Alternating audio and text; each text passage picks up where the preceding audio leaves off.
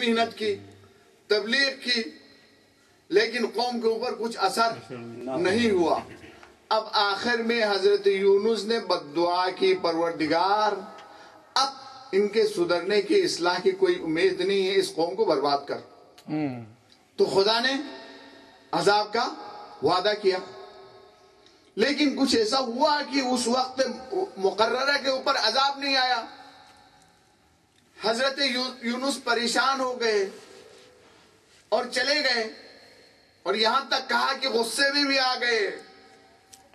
اچھا چلے گئے، کشتی میں سوار ہوئے، کشتی میں کچھ ایسا عجیب سا واقعہ پیش آیا کہ حضرت یونس کو کشتی میں سوار لوگوں نے دریا میں ڈال دیا اور ایک مچھلی کے منہ میں چلے گئے، مچھلی کے منہ میں چلے گئے۔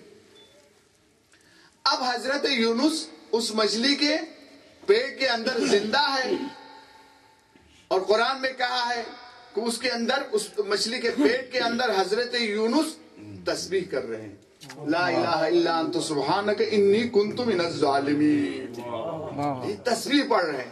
اچھا قرآن نے کہا ہے لَلَبِثَ فِي بَطْنِهِ إِلَىٰ يَوْمِ يُبْعَثُونَ، اگر یونس مچھلی کے پیٹ کے اندر جب تھے تو خدا کی تسبیح نہ کرتے تو ہم اسی مچھلی کے پیٹ میں قیامت تک یونس کو رکھتے۔ لَلَبِثَ فِي بَطْنِهِ إِلَىٰ يَوْمِ يُبْعَثُونَ، قیامت تک رکھتے۔ اب آپ کو پتہ چل گیا کہ تسبیح کی کیا پاور ہے، عبادت کی کیا طاقت ہے۔ جی تسبیح کی کیا طاقت ہے۔ یہی بات امام خمینی کے فرزند سے جب پوچھا گیا تھا کہ امام خمینی کے پاس کون سی طاقت ہے، بڑے بڑے سپر پاور ان کے سامنے گھبراتے ہیں، ان کے سامنا کرنے سے وہ کیا ڈرتے ہیں، کون سی طاقت ہے؟ تو ان کے بیٹے نے کہا کہ ہم نے ان کے پاس کوئی اسلحہ، کوئی ہتھیار نہیں دیکھا، لیکن ایک چیز دیکھی، 40 سال سے نماز شب قضا نہیں ہوئی ہے۔ تسبیح، یہ ہے عبادت اور تسبیح کی طاقت۔ کہا لَلَبِثَ فِي بَطْنِهِ إِلَىٰ يَوْمِ يُبْعَثُونَ، اگر تسبیح نہ کرتے، خدا کو یاد نہ کرتے، اس لیے خدا کو یاد کرنا چاہیے۔ جی اگر انسان کی کوئی پریشانی ہو، تکلیف ہو، مصیبت ہو، خدا کو یاد کرو، خدا کو یاد کرو، آل محمد کے واسطے سے توسل، یہ تسبیح ہے۔ اچھا خلاصہ یہ کہ حضرت یونس کو نجات ملی، جی مچھلی کے پیٹ سے، شکم ماہی سے کس طریقے سے نجات ملی؟ تاریخ میں لکھا حضرت یونس نے 40 دن تک تسبیح کی، 40 دن کی تسبیح کا نتیجہ نجات مل گئی۔ تو آپ دیکھیے اگر حضرت موسیٰ کو توریت ملی تو 40 دن کی عبادت کا نتیجہ، حضرت آدم کی توبہ قبول ہوئی تو 40 دن کی عبادت اور گریے کا نتیجہ، حضرت نوح کی کشتی کو نجات ملی تو 40 دنوں کی عبادت کا نتیجہ، حضرت یونس کو مچھلی کے پیٹ سے نجات ملی تو 40 دنوں کی تسبیح کا نتیجہ۔ تو 40 کی عدد کی کوئی اہمیت ہے یا نہیں ہے؟ 40 کی کوئی اہمیت ہے یا نہیں؟ اب آگے چلیے، حضرت موسیٰ کے واقعے کے پس منظر میں قرآن ایک عجیب یعنی واقعہ بیان کرتا۔ جی حضرت موسیٰ جب فرعون کے ڈر سے مصر سے نکلے، آگے چلے گئے بنی اسرائیل کو لے کے، پیچھے پیچھے فرعون کا لشکر آ رہا ہے، ایک ایسے پوائنٹ کے اوپر پہنچے، پیچھے فرعون کا لشکر ہے، آگے دریا ہے۔ تو بنی اسرائیل نے پلٹ کے موسیٰ سے کہا کہ موسیٰ کہ ہمیں تو آپ نے مروا دیا، قرآن میں صاف لفظ ہے کہ ہمیں تو آپ نے تباہ کر دیا، مروا دیا۔ اس وقت حکم ہوا دریا کے اوپر عصا کو مارو، عصا کو مارا، راستہ بن گیا، راستہ بن گیا۔ بنی اسرائیل والے کتنے شریف تھے، راستہ بن گیا، کہتے تھے ہم تو نہیں جائیں گے جی، چونکہ ایک راستہ ہے اور ہم 12 قبیلے ہیں، ہم 12 کے 12 ایک راستے سے کیسے جائیں؟ تو 12 راستے ہو گئے جی، 12 راستے ہو گئے، سب کو نجات مل گئی. تو میں گزارش کروں ایک موسیٰ جی جس نے 12 راستے جی اپنے قوم کے 12 قبیلوں کے لیے 12 راستے حضرت موسیٰ نے پیدا کیے. تو ایک موسیٰ 12 راستے، تو کیا ہمارے 12 ہے تو ہم سب کے لیے ایک راستہ نہیں ہوگا؟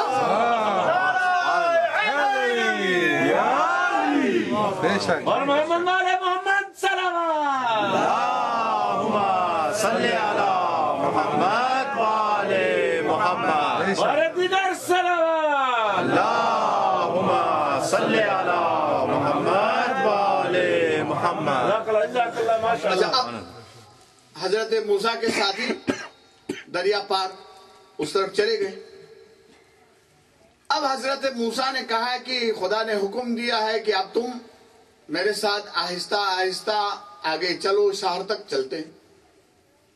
اچھا، شہر تک پہنچے تو کہا دیکھو شہر کے دروازے سے اندر جانا، دروازے کی طرف رخ کر کے اس شہر میں داخل ہونا، اور حتہ کہتے ہوئے قولوا حتۃ نغفر لکم خطایاکم وسنزید المحسنین، قرآن میں آیت ہے. وادخلوا الباب، اس دریافے میں داخل ہو جاؤ. قولوا حتۃ، حتہ کہتے ہوئے، یعنی حتہ کا مطلب ہمارے گناہ بخش دے. تو بنی اسرائیل اتنے شریر تھے، لفظ حتہ کو بدل کے ہنتا کہنے لگا. ہنتا کا مطلب گندم، ہمیں روٹی چاہیے پیٹ کی فکر. اب کہا کہ دروازے کی طرف رخ کرو اور حتہ کہتے ہوئے دروازے کے اندر داخل ہو جاؤ. اچھا، دروازے کی طرف پشت کیا، کہا ہم تو نہیں جائیں گے، تو اور تیرا رب جا، پہلے اس قوم کے ساتھ لڑائی کر، اس کے بعد ہم جائیں گے. تاریخ میں کیا فقط 2 آدمی حضرت موسیٰ کو ملے جی. اب اس کا نتیجہ کیا ہوا کہ اس قوم کے گمراہی کی وجہ سے اس قوم کو 40 سال کے لیے تیہ نامی صحرا کے اندر سرگردان چھوڑ دیا.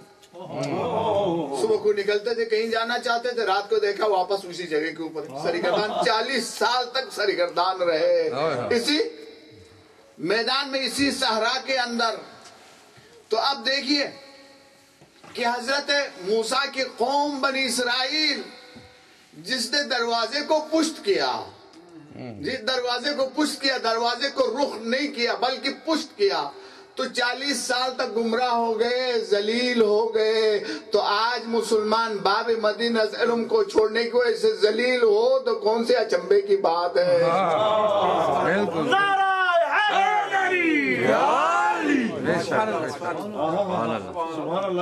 تو یہ تھا حضرت موسیٰ کی قوم، 40 سال تک گمراہی میں پڑے رہے.